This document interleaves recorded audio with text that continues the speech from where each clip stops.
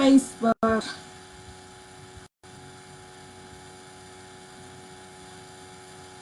It's your girl, Dorinda.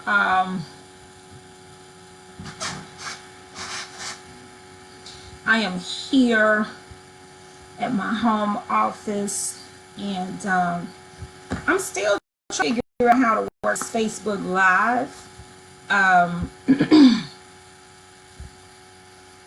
If somebody has a course on Facebook Live, please let me know.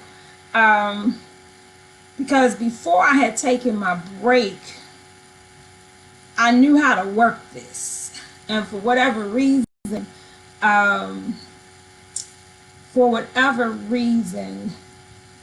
that short period of time,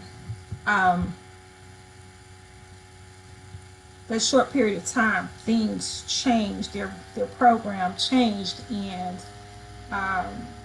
now, of course, I no longer know how to work this. I used to know how to share with people and all of that, and I can't figure out how to do it.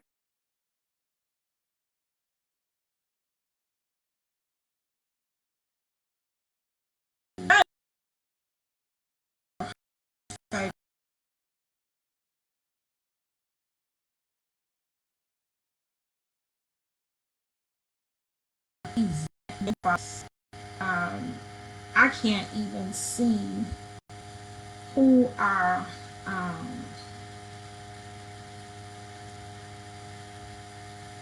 I can't even see who's in the room, so I don't know how to work this, you guys. So I'm sorry. I am so sorry.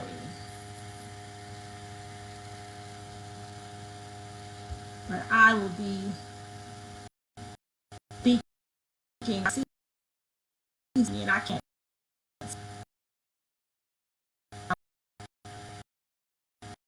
I can't see. Oh wait a minute. What's that? I can't even see who's in the room. I don't know how to work this, you guys. So I'm sorry. I am so sorry.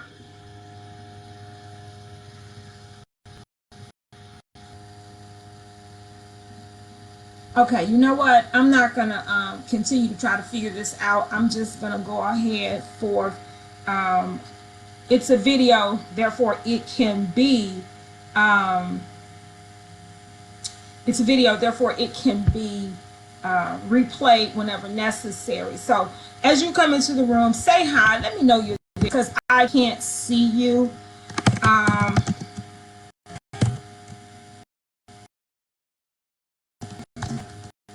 I can't see you. So if you're in the room, please just say hi, wave or something. Hopefully I can see your post. If not, hopefully you can hear the sound of my voice, and we're going to just move forward. So I wanted to just talk today about this coronavirus for a little bit. Just clearing my throat here. I had some almonds, and now they kind of stuck in my throat, so pardon me as I drink this water.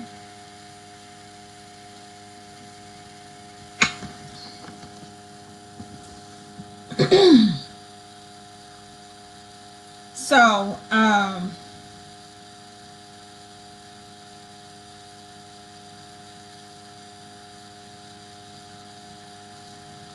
wanted to just talk to you a little bit about this this coronavirus, right? And the financial impact of the coronavirus. For those of you who don't know me, I am Dorinda Monique Klink, income protection strategist, CEO and founder of Vested Interest Financial Group, where we are a boutique financial organization that focuses on financial education for the masses, right? I teach a series of financial literacy workshops and seminars designed to not only educate, but also to empower you to change your money mindset so that you can get on the pathway to financial wellness, right? I also help individuals to identify areas of financial risk so that you can put strategies in place that protects your income, your assets, your family, and most of all, your financial future.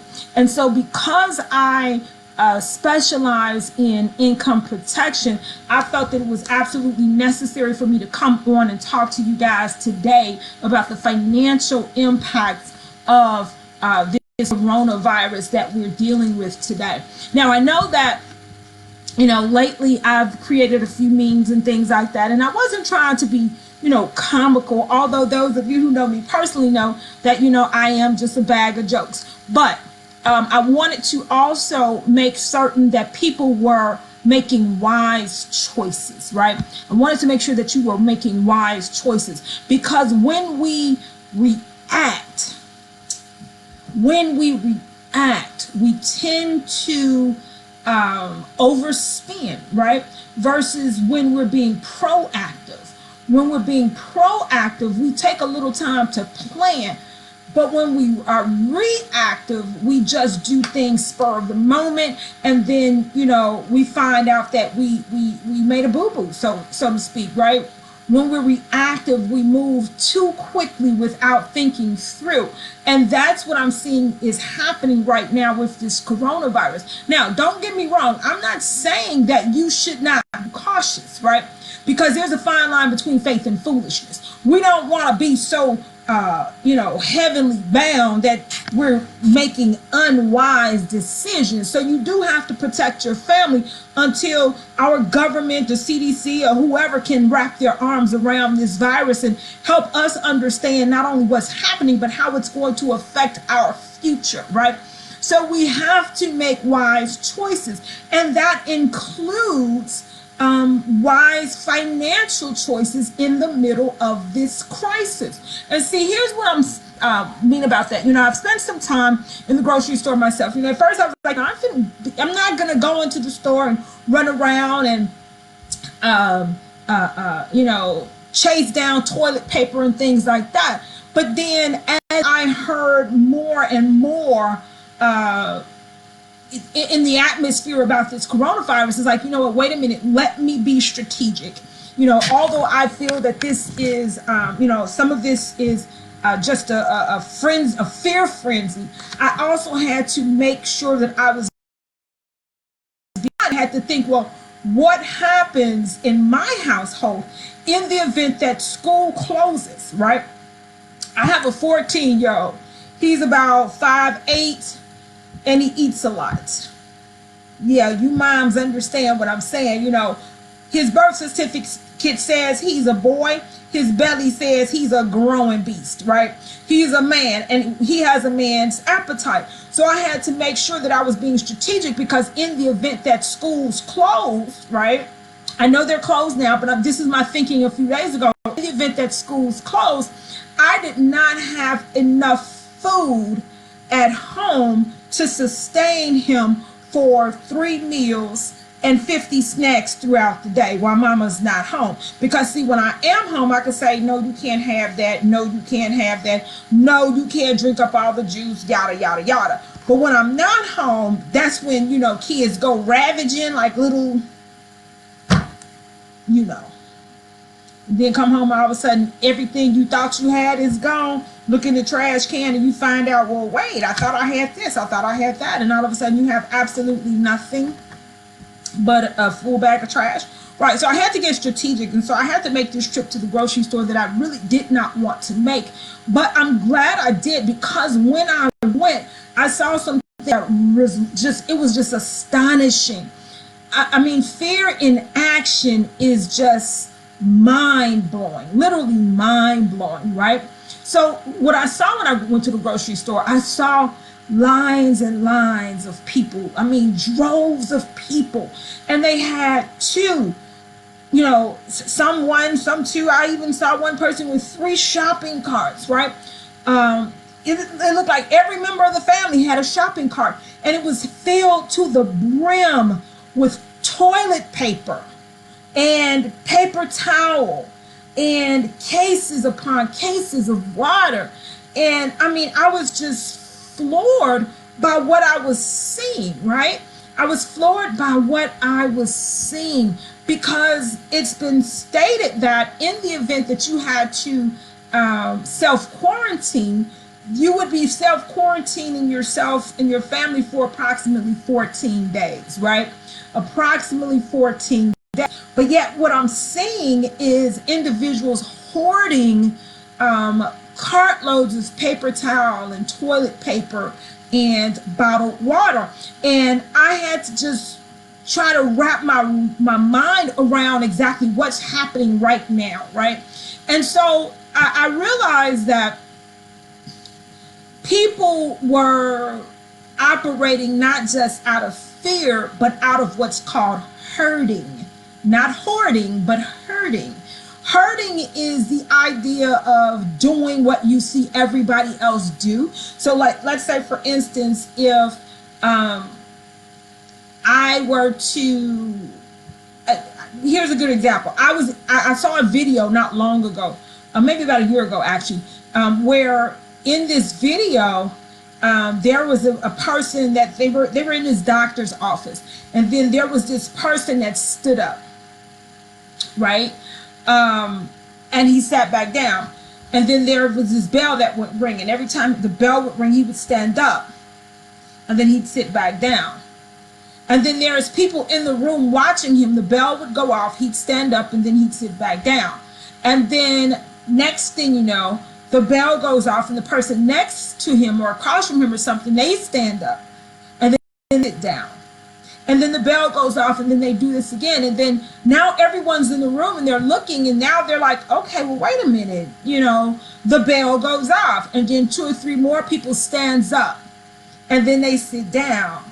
And then the bell goes off, and they're doing this over and over until the entire room stands when they hear the bell goes off, and then they sit down. And then the bell goes off, and then they sit down. And then one person comes in the room, they sit down, the bell goes off, they don't stand up.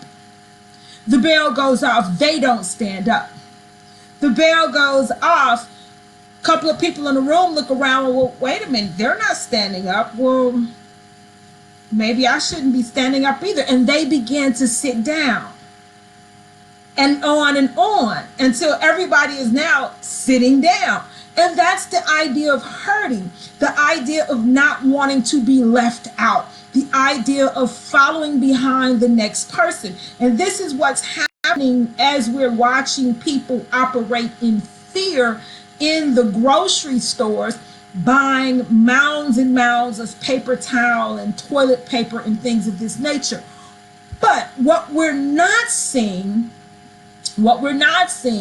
is people using that same energy to purchase things that absolutely matter. So what are those things that absolutely matter? I'm glad you asked. And that's why I'm here today. You know, and I'm sorry, I'm you know, trying to move my camera around here. You know, pardon those little pink stickers in the back there. You know, I'm trying to decorate my home office. I didn't get out to Melanated Queen today, which is where I do, you know, I meet with some of my clients, and I do some things there. I'm in the home office today, and so those little pink pieces of paper actually represent color choices that I want for certain things in the room, because I'm transforming everything eventually. But anyhow, so this is what's happening. And so what like I said, I didn't see, I saw everyone hurting for paper towel and water and things like that, but what I did not see is people utilizing that same energy to attack those rows of things such as vitamins or cough syrups and things of that nature. And we're going to talk about that. I want to talk about that because it's very, very important that we discuss these things, right? We can make memes all day, including myself. You know, we can make all the memes in the world, but unless we're putting some education out there, we're just really kind of making light of the situation. And I don't want to be among those who are just making light of the situation, because I'm not really just I'm not trying to be comical, but I want you to open your mind a little bit and really understand the magnitude of what's happening and the financial aspects of this virus, the financial aspects of this pandemic, this crisis that we're in right now. Because if we are not careful, we're going to find ourselves off work for an indefinite amount of time and no financial resources to fall back on. Now, it's already been discussed by numerous financial magazines and things of that nature, how the average American cannot even afford to take care of a $400 emergency, right? Let's say that your tire in your car blew out, or your refrigerator, your stove broke down. Right now, you know, in America for the last few years, the average American cannot sustain a $400 emergency. You know, there's 42% of Americans on average have about, I think it's like $45,000 saved for retirement on average. Now just imagine you have just a tiny amount of people who are prepared for retirement.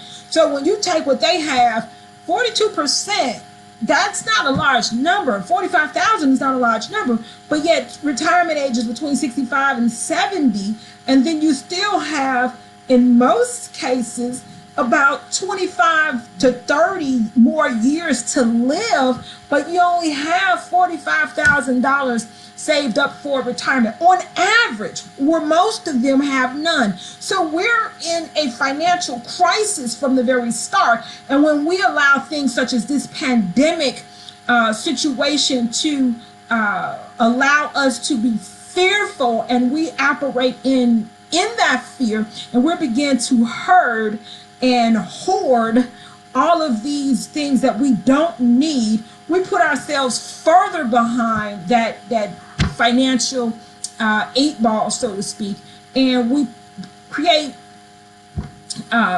just a huge mess for our families, right? So number one, you know, I want to talk about 10 things that you should have bought at the store. I'm going to give you 3 things that you shouldn't buy, right? And then we're going to talk about a couple of other things that's not so much a bonus, but you need to know, right? So, I have some notes here because while I am, you know, a financial professional, my memory ain't all that great, right? So sometimes I have to write notes. I'm older than I look, and so, you know, my mind be going there sometimes. But anyhow, so let's talk about 10 things that you should have bought at the store to prepare for this quarantine instead of hoarding toilet paper, cereal, and bottled water. Yes, I saw people with a cart full of cereal. Yes, so they're gonna feed their kids all of these sugary, all this sugary mess, right? While they're anyway. So anyhow, so one thing that you should have bought, number one, what you should have done is you should have went through the aisles and purchased a couple of bottles of decongestants. And you know what? You could have bought cough syrup with decongestant and things like that, you know, Mucinex. You could have gotten it cheaply as well, you know, cough syrup with decongestants, because this coronavirus causes respiratory issues. What does that mean? Well, respiratory issues mean it kind of affects the lungs. And what is one of the major things, you know, when it comes to the lungs? Mucus, right? So you want to make sure you have something in place that's going to decrease the amount of mucus in the lungs. So you want to have some type of decongestion, things like that, something like a Mucinex, right? Or some kind of cough syrup with Robitussin DM and things like that, right? You could have gotten it cheaply at any dollar store, Dollar General, Dollar Tree. All these has cough syrup. Nobody thought of that. You could have gotten some things such as Flonase, right? Flonase, I have to live on Flonase during this time of the season myself, actually, because I have allergies. But Flonase helps reduce the inflammation in the nasal passages, right? I mean, people, you should have bought things that mattered. But hopefully, I get some of this information across to you. So anyway, you should have gotten some decongestion in order to help loosen up phlegm, reduce any mucus buildup in the lungs, in the throat, head congestion, things like that, versus what you did buy. Okay. Apple cider vinegar. Apple cider vinegar is great for congestion. This is not something I heard. This is not, something I've read. This is what I've used for years regarding, as it pertains to coughs and colds and things like that. It helps break down mucus.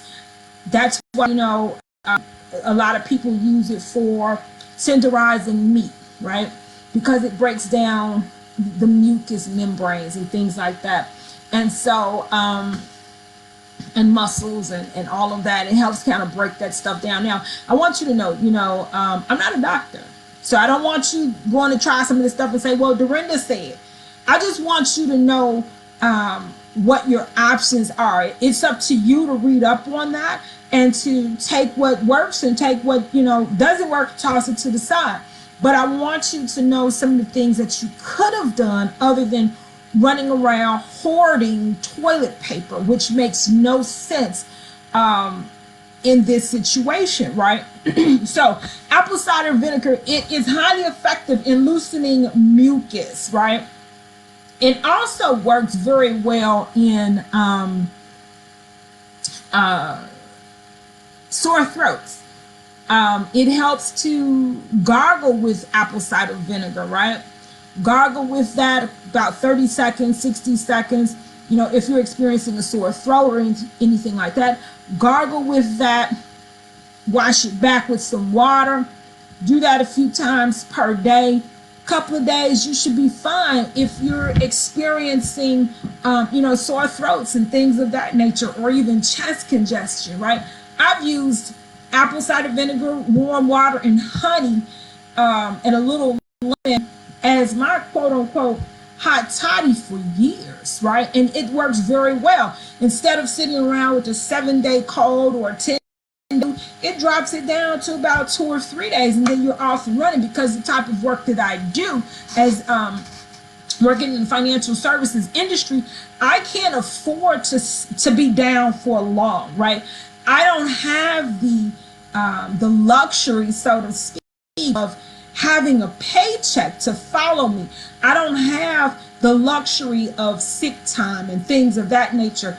I have to be out there on the grind, on the hustle on a daily basis in order to take care of my family. So it's these types of things that I utilize in order to keep myself running and moving the way I need to be moving. Otherwise, 2 or 3 days down for me means the mortgage isn't paid. It means the car note isn't paid. So I have to do my due diligence and look for things that are more natural, that can actually get in there and get the job done. So first we have that decongestion. If you wanted to be a little more natural about it, you could have used some apple cider vinegar. So go ahead to the store, wipe the store shelves out, get that apple cider vinegar. Eucalyptus, or I should say essential oils, eucalyptus, peppermint, tea tree, rosemary, clove, garlic oil, right? Black seed oil. These types of oils help boost the immune system, right? Now, you don't want to go drinking tea tree oil and kill yourself. Tea tree oil should never be ingested. Don't ingest tea tree oil, right? You probably don't want to ingest eucalyptus oil either, but these oils are great for cleansing the home, cleansing the air, opening up the airways. Think about it. You got Vicks rub, right? That's eucalyptus and up in there. These things are natural, antibacterial, antiviral, and antifungal. And you only need a couple of drops, couple of drops, couple of drops, couple of drops. You can take a couple of drops, put them in a bathtub of warm water, and do that a couple of times a day, and that will bring down a fever. You can take a couple of drops on a cotton ball and kind of run it across the nose, just to inhale that, to help clear up the nasal passages. You can boil a pot of water, put a couple of drops in there after removing it from the heat, remove it from the fire, people. Take that pot, set it on a heat-resistant surface, take a towel or a hoodie, put it over your head and the pot, and allow that steam to just envelop you, right? What happens is that not only is it being, going into the nose, it's going into the ears, it's going down the throat, and it's releasing that mucus, and in turn tackling those viruses and things like that. It helps. I'm telling you, it helps. It relieves headaches. It relieves colds. It relieves congestion. That steam even brightens the skin, right? Gives the skin and the hair that moisture it needs during the cold season, right? So these are some things that you could be doing versus chasing down toilet paper and waiting for this coronavirus to hit your door. Be proactive. Take that and make sure you're using those oils properly. You want to read up on that before you start going to taking teaspoons of oil and all of that. Don't do that. You can get yourself hurt real bad if you don't know what you're doing. So you want to research that. But I take a teaspoon of hemp oil every day. I take a teaspoon of black seed oil every day. I take a teaspoon of elderberry every single day in order to keep my immune system going, because my immune system is compromised. I have I was diagnosed back in 2010 with a thyroid disorder, which is an autoimmune disorder, which sometimes brings me down, just like if I were diabetic, right? And sometimes it brings me down, and I have to make sure that I keep my immune system up because it's already compromised, right? So I want to make sure I take that hemp oil. I want to make sure I take that black seed oil. These are antiviral, antibacterial, antifungal, natural healing oils that you want to make sure they are in your medicine cabinet. It has to be. Otherwise, if you're the one that wants to continue pumping yourself with this man-made chemical and things like that, then, sometimes your health issue is going to be far worse than the next person's, because not only are you dealing with a virus, but you're also dealing with chemical contamination. I don't want to be stuck. I take a lot of natural things, right? Again, make sure you got your eucalyptus oil. Make sure you got your peppermint oil. It helps bring down fevers and tackles phlegm and mucus and all of that. So while we're sitting at home wondering what's going to happen next with this coronavirus, get in front of it. Do your due diligence. Read up on these things, right? Another things you want to do, also, if you have like peppermint tea or mint leaves and things like that, you want to take those things and you want to put them in like a little piece of linen or a piece of cloth and tie that cloth up, and you can drop that right down in your bath water, warm bath water, and allow your entire body to be enveloped in these things, because again, it helps bring down fever. It helps bring down fever. And if you have a fever or body aches and stuff, flu-like symptoms, and not just during this coronavirus thing, but period, it helps to relax the body and heal and detox the body, right? So you want to do that. Also, that apple cider vinegar can be used in the bathtub as well. It helps to detoxify the body. You want to also, number 4, what you should have been buying at the store is some baking soda. Baking soda helps to alkalize the body. helps to bring the body to a normal pH state, right? So you could have bought baking soda at like 29.39 per box. Now I'm not saying that it's going to cure the coronavirus. So please don't go behind the scenes and say, she's a fool, she's this and she's that. But I'm telling you what you could have been buying beside that toilet paper, things that matter, right? Things so that you can be proactive, right? In the event that there was, let's say, a flu bug or something, this for your future as well. There's a flu bug or something, you can get some warm water, a quarter teaspoon of baking soda, couple of squeezes of fresh lemon, shoot that down and alkalize the stomach and keep back nausea, and eliminate some of those symptoms that we see every day in this cold and flu season, right?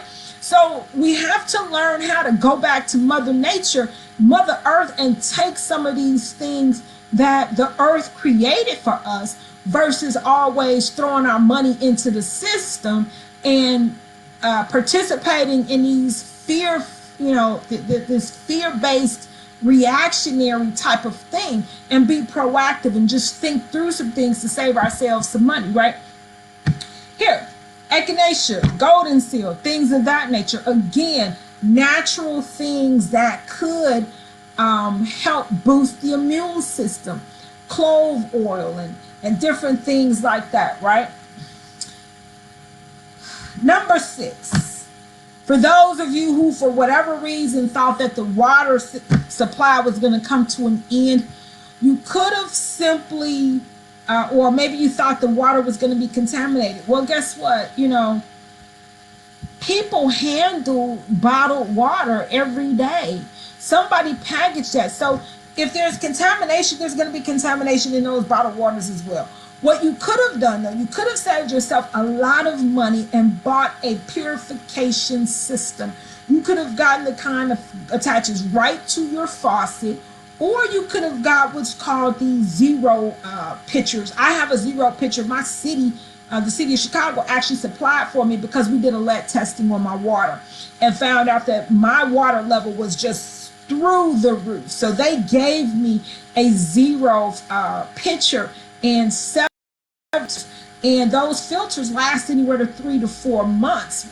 And I mean, we're drinking water constantly, and they're lasting 3 to 4 months, if not more, for one filter. So you could have purchased a water filtration system and then, completely eliminated the need for bottled water for the rest of your life just by, a filter every 4 to 6 months or so, and take care of the average size family. And so, there was no need to go and buy carts and carts and carts of water. You could have just bought a water purification system. My daughter, she has a water filter on her sink. I think it's a Brita. And she's able to turn the filtration system on when she wants to use water for drinking and cooking. She turns it off when she's just washing dishes in order to prolong the life of that filter, which is a very smart move. No need to, use filtered water to wash your dishes. Now, of course, when you go back to grab that plate or you're getting ready to cook or whatever the case may be, maybe you want to turn the filter system on and rinse that, before you put your dinner on it or whatever. I don't know. But the bottom line here is that the average water purification system in anywhere between 30 to 50 bucks, you could have saved yourself some headache, because now you got all these bottled waters. So now you also need to go buy extra trash bags because you just created extra garbage, which means you are further destroying the earth. So let's see, number 7, what else could you have done besides run to the store for toilet paper and water and cereal and things like that? You could have got some smudge. For those of you who believe in smudging and things of that nature, smudge is the idea of taking sage or some other purification type natural substance to clear the air, right? I'm not going to say It works. I'm not going to say it doesn't work. I believe in smudging. You have to use your own judgment. I believe in smudging, right? You're not going to bring that negativity into my home and have me fearful about a virus. I am not going to be foolish and say it can't touch my atmosphere, my residence, but I'm not going to be fearful about it either, right? I'm going to be prayed up, and I'm going to do my due diligence, and I'm going to, I'm going to use my Lysol. I'm going to, smudge my air, and I'm going to, bless the tops of the door, the doorposts in my home, in every room, or whatever I need to do in order to make me feel safe, for me and my family. But I'm not going to run to the store to buy 1,000 tons of toilet paper, right? I'm going to be strategic on how I attack this coronavirus. And I'm strongly suggesting that you do as well, because what we don't want is to find out that, we spent an entire paycheck, 2 weeks worth of pay at the grocery store buying all of these things that are unnecessary. Companies shut down, and then when they go back, now you're, because a lot of companies are saying they're going to shut down for 14 days, 21 days, and things of that nature. And then you go back, and then you have to work an additional 2 weeks before you get a check. So now you're, 4 to 6 weeks behind the hole, and that's just unnecessary. You should not have to be in that situation, right? So, something else you could have gotten some peroxide. Why peroxide? Here's something I'm sure none of you had thought about. And I'll say number 8 and number 9 goes together. So you could have bought peroxide and toothbrushes. Why is that important? Because if someone in your home is sick, if this coronavirus is airborne, just think about it. Somebody in your home is coughing, they're sneezing. Where are those moisture droplets falling? Everywhere, right? So in most homes, people have their toothbrushes out in little cups, right? And toothbrush holders, and they're exposed. If your toothbrushes are exposed and someone in your home has a virus or cough or cold or sneeze or whatever, where are those droplets falling? Everywhere, including on your toothbrush. So you should have been buying peroxide to make sure that every time you brush, you then put your toothbrush in peroxide in order to kill those viruses. Or you could have invested in toothbrush covers. Better yet, how about Ziploc bags? You brush your teeth, you rinse your toothbrush, you cleanse it, and you drop your toothbrush in a Ziploc bag to protect it from, these particles flying around, because you just don't know, right? But no one is thinking about that. If you yourself have a cold, right, or a flu, you're brushing your teeth, right? You put it in the holder. What are you going to do later on that evening or the next morning? You're going to grab your toothbrush, you're going to brush your teeth, you're going to put it in the holder. What do you do tomorrow? You're going to brush your teeth, you're going to put it in the holder. All you're doing is constantly transferring that virus back and forth to your mouth, right? So what you should have been buying versus toilet paper and all of this other stuff is you should have been buying peroxide in order to put your toothbrush in the peroxide to cleanse it from those germs, and then store your toothbrush in either a toothbrush, holder, or in a Ziploc bag. But we're not thinking about those things. Instead, we're in the store and we're hoarding things that don't matter. Things that don't matter, right? I mean, and why do I say toilet paper don't matter? Here's why toilet paper doesn't matter. If push came to shove and we had a toilet paper shortage, let's be real. If push came to shove and we had a toilet paper shortage, is that going to stop you from using the toilet? Absolutely not. What are you going to do to cleanse yourself? Anything necessary, right? That includes even if you have to take a washcloth and wash your body, right? You're going to get in the shower. You're going to do whatever you have to do to make sure your private parts are clean. Let's just be real, right? So being without toilet paper is not an end all. It really isn't. Because there's other things out there that can utilize or can be utilized to cleanse your bottom parts, right?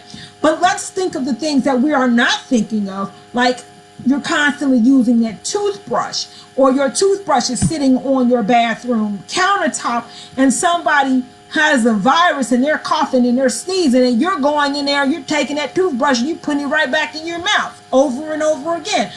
So should have been buying peroxide, something to be storing your toothbrushes in, or even better yet, it seems extreme, but it's cost friendly.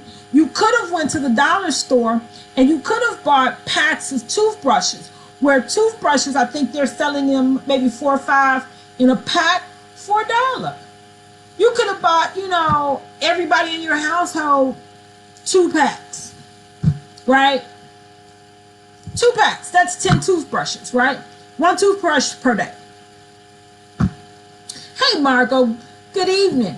Thank you. Yeah, you could have bought 2 toothbrushes. You could have bought 2 5-packs of toothbrushes. That's per person. That's $1 a pack. That's $2 per person. If there's 4 people in your house, that's what, $8 versus chasing down toilet paper, right? Every day you could have used a brand new toothbrush. After the end of the day, toss it, right? That makes more sense than 50,000 plastic bottles that you're throwing into the city dump, and we're already destroying our earth with this plastic and all of this other stuff that's not biodegradable, right? So let's be mindful of how we're going about this coronavirus, because right now the media has you in such a frenzy that you're spending your money on things that doesn't matter, and we're not being strategic. And at the end of the day, if your household is hit with the coronavirus or any other virus for that matter going forward, you're going to find yourself that not only did you not properly plan, but you're going to find out that you also broke at the end of the day because you didn't act proactively, you were reactive. And whenever we're doing something reactively, we don't think it through. So like I said, peroxide to either cleanse your toothbrushes, or some type of Ziploc baggie, or a toothbrush holder, or better still, just get a couple of packages of toothbrushes from the dollar store and, hey, make them disposable. 1 per day, out. Done. Next one. Done, right? Last but not least, okay, toilet paper. Yeah, you could have bought toilet paper, but be strategic, okay? So let's say that it's not the coronavirus that you catch, but you just catch a regular flu or stomach flu or something, flu bug, right? And let's say you have 4 people in your household and you're stuck in the house for 2 weeks. Okay. Toilet paper does not leave the shelf like 1 roll every hour. Come on, even if you have a serious case of diarrhea, it doesn't work like that. However, if you want to be proactive, I could see 1, maybe 2 rolls of toilet paper per person in your household. So that's still, for a family of 4, we're still looking at only 8 rolls of toilet paper, right? Now, if you want to be extra proactive, get 2 8 rolls. 2 8 rolls. Not 2 cartfuls. Not 3 cartfuls. 2 8 rolls. That's 16 rolls. If you want to make sure that you're set for 2 weeks or 4 weeks, 1 roll per person, 2 rolls in the event of, major stomach issues or whatever the case may be. But anything more than 8 to 16 rolls of toilet paper for a family of 4 is just ridiculous. Now, I'm going to tell you, I've been trolling, as they say, around Facebook, and I found some people who were saying that, if worse came to worse and there were family members and friends who did not plan properly or fell short on some items. They were saying that they weren't sharing, and I felt that that was just terrible. And I hope some of you guys are watching, because that's a terrible place to be, where you're that selfish and unconcerned about the well-being of others, that you would just not only hoard resources, but you wouldn't even share. I'm gonna tell you, over the years, people have died for less. And this is, what some of these movies are made of that we see on a regular basis. And we find, we call it entertainment, but people have died for less. And if my neighbor is in need of a roll of toilet paper, come on, it's toilet paper, people. If my neighbors are in need of plate of food because maybe they didn't plan properly, guess what? It doesn't take much to help my neighbor by sharing a pot of beans or a couple of eggs or whatever the case may be, because this is not a me issue. This is not a you issue. This is a nationwide issue. Matter of fact, it's a world issue. It's a pandemic. And so, we have to get back to the art of helping people. Our people perish, one, for lack of knowledge, and then two, for selfishness. For those of you out there who say that, I'm only worried about me and my family, you know what? One day you're going to be in need, and you're going to want somebody to be there for you.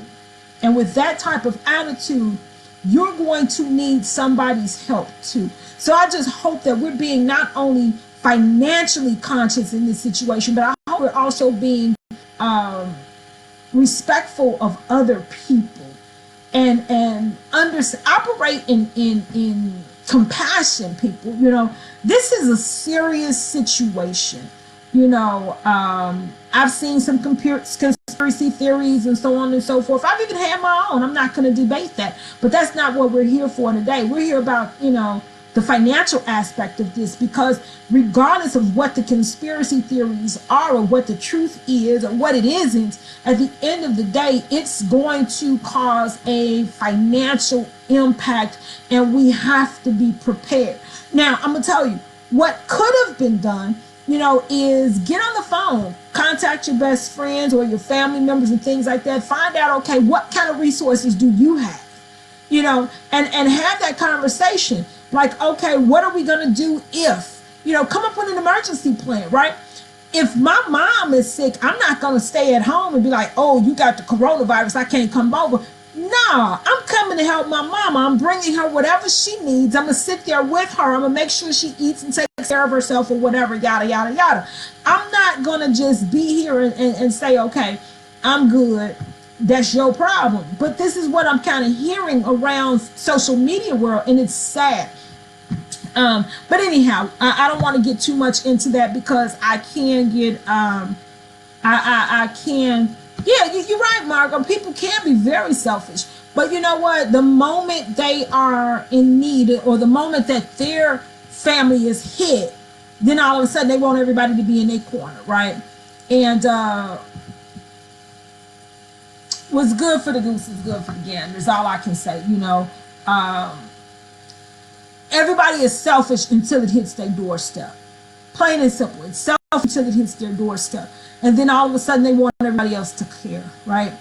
But here, I also mentioned there's 3 things I wanted to drop on you as far as bonuses. 3 things you should not have bought at the store, which I've seen some of this kind of being hoarded as well. But 3 things that you should have left at the store.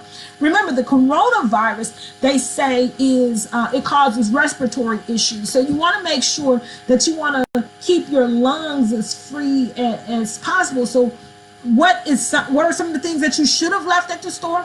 Orange juice. Why is that? Right? A lot of times when we're sick, we go for orange juice because of that vitamin C, right? But orange juice has been known for mucus buildup. So why would you buy something that creates mucus when the coronavirus causes buildup in the lungs, which in turn causes respiratory issues? So you want to keep your mucus generating things in the store. Don't take that with you. People I saw hoarding cereal. What you going to eat? I hope you eating that cereal with milk. I mean, I'm sorry, with water. Because dairy products not only create mucus, but it thickens the mucus. So it makes it even harder for things to flow freely. And that's why they're saying drink water, because water helps to thin mucus. But if you're buying orange juice and you're buying dairy products like milk and cheese and yogurts and things like that, you're causing additional phlegm buildup. So your actions are counterintuitive, so to speak. Red meat. Red meat causes mucus. So for though I heard, I read somewhere that somebody went to the store and all of the meat was wiped out. Wow. Now y'all y'all gonna have a barbecue? That's what y'all on? Okay, that's cool, but red meat causes mucus. And so, and trust and believe, I eat a hamburger in a minute. I be having my fat girl moments. But I also like to be wise about what I'm doing. And so we have to be mindful, people. You run into the store, you're hurting, and you're snatching things off the shelves without utilizing wisdom. We have to utilize wisdom. And again, if jobs are closing, for 2 and 3 weeks, if you're spending your entire check at these stores, then what are you going to have after this pandemic is over with? You still have to pay your mortgage, your rent, your car note, your utilities. These people are not going to say, oh, there was a pandemic, I understand, all's forgiven. No, boo.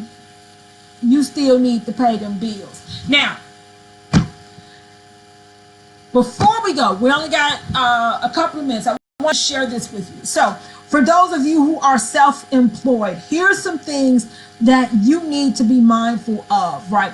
For those of you such as myself who are self-employed, who are not paid through a corporation where we get sick days and things like that, you have to be mindful that when you are in a situation and your business is interrupted, my hairstylist, my nail technicians, my makeup artists, my real estate agents, and my financial representatives and things of that nature, understand this, my 1099 contractors, understand this.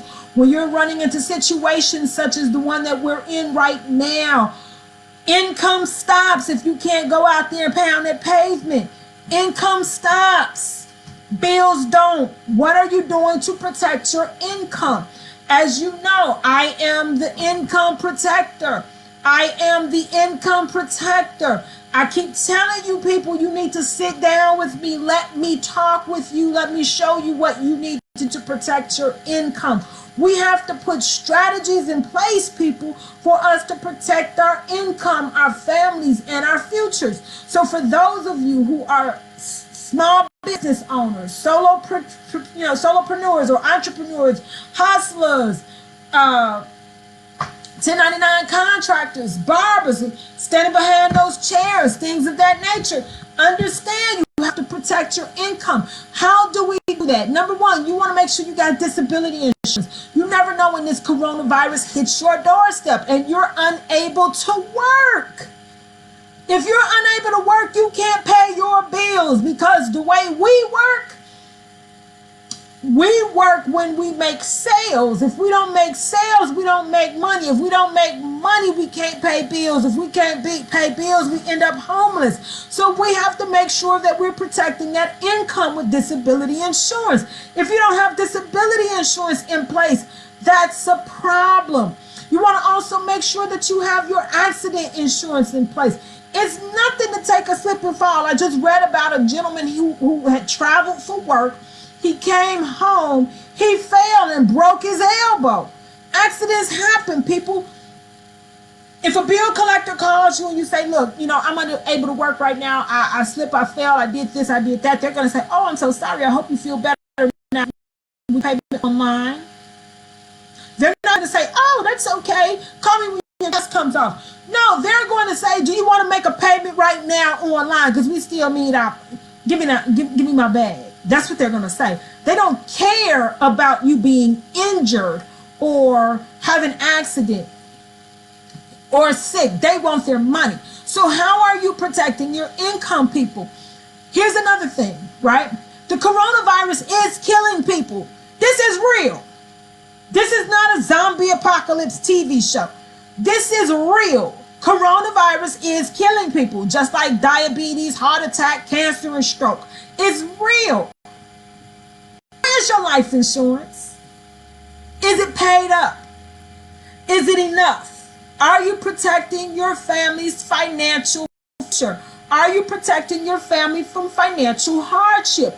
If you don't have life insurance, this is something that but this is something that you definitely need to consider, because life insurance makes certain that your family doesn't suffer through a financial hardship.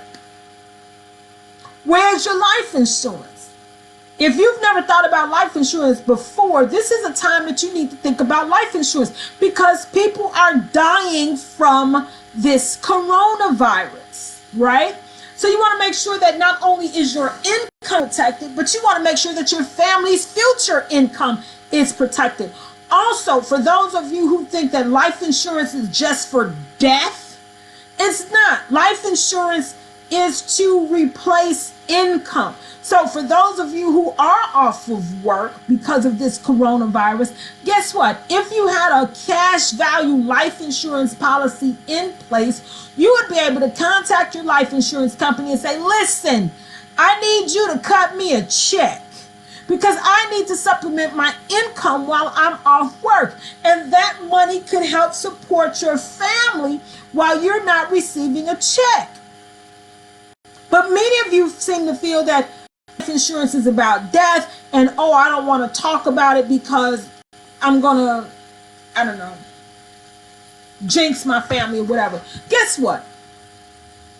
As long as you're living, you're going to die. There's no such thing as a jinx. You're gonna die. The question is when, but you're gonna die. So why not protect your family from the financial hardship? I can finish this Facebook Live right now and fall dead in my tracks.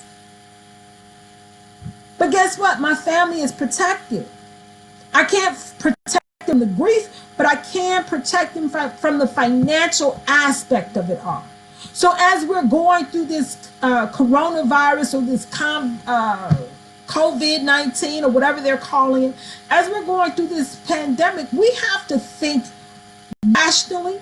We have to think and act without fear. Let's be proactive versus reactive. Sit down with your family during this time. Review your financial needs. Review what you currently have in place to protect your income for today and tomorrow.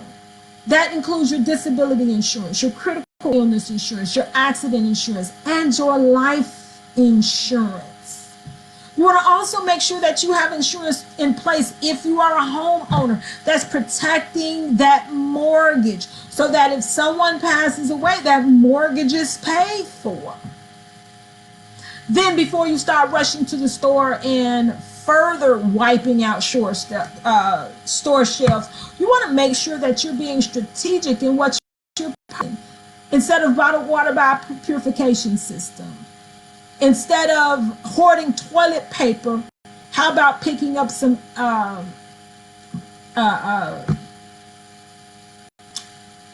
cough syrups and decongestants and essential oils, things that's going to help loosen that phlegm in the event that you have some respiratory issues. You've got those essential oils that's going to help build that immune system, vitamins, things of that nature, right? You want to keep the milk and the orange juice on the store shelves because those are mucus forming drinks. Those are mucus forming things that we don't want to have on our shelves if we are experiencing these types of illnesses, right? You want to make sure you have peroxide or brand new toothbrushes and things like that, and keep your toothbrushes off the counter. Keep your toothbrushes off the counter, because if someone in your house is sick, those droplets are falling on your toothbrush like it's falling everywhere else, right? You're not going to Lysol your toothbrush, right? No, but you are going to put that toothbrush right back in your mouth. So you want to make sure that we're taking care of these things. That's my time, people. I've actually been on here a lot longer than I had expected, but I want you to be mindful of how you're reacting and how your family is reacting. And I want you to just stay calm. Think through before you act. Okay? Think through before you act. Because the financial aspect of this coronavirus is going to hurt far more and far longer than anything else that happens with this coronavirus. And I want you to be wise. I want you to act wisely. I want you to be responsible. And I want you to not be selfish, right? There's always someone out there who's going to have less than you. Keep your heart open. Keep your mind open. Be open to compassion. Be open to love the next person through this pandemic, because it could be you. It could be you. If we're operating in fear or we're operating in selfishness, we get no reward. So, with that being said, I'm your girl, Dorinda Monique Klink, Income Protection Strategist. At you from the streets of Chicago. I love you. Be safe.